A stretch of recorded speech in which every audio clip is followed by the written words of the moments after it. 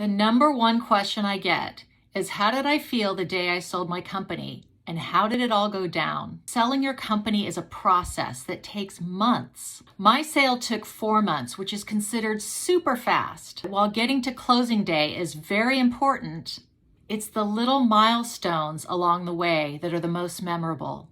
Things like getting your first offer, meeting the acquirer's CEO for the first time, breaking the news to your employees and telling them that they're going to get a check, and hearing from the new management team that they didn't have a role for me moving forward.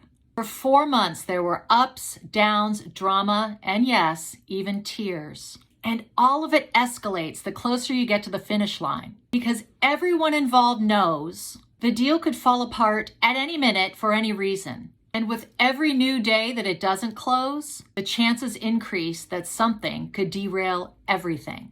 Like a big customer contract that doesn't close, or something completely out of your control, like a stock market crash, a terrorist attack, or a war in a country where you have a team. So you can't really count on anything until the papers are signed and the money gets wired into your account. So after all of that, the actual day that the deal closed was pretty calm. At the time I got the news, I was on an airplane.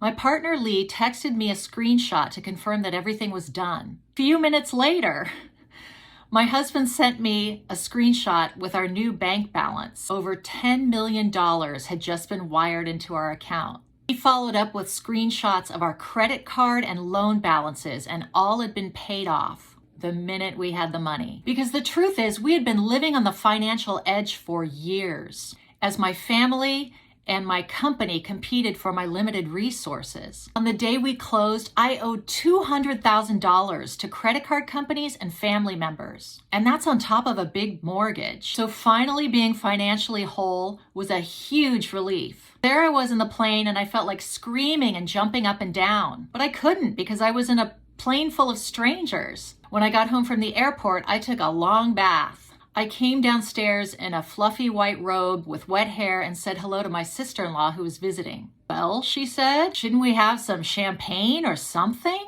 I didn't have any on hand, but I scrounged around in the back of the fridge and found a cheap can of sparkling rosé, which we shared. Next, I FaceTimed with several members of our team in South Carolina. They were at a bar celebrating. I still had wet hair. I really regretted that I hadn't stayed so I could celebrate with them in person. And that was pretty much it, the story of my closing day. What else do you want to know about selling a company? Leave your questions below.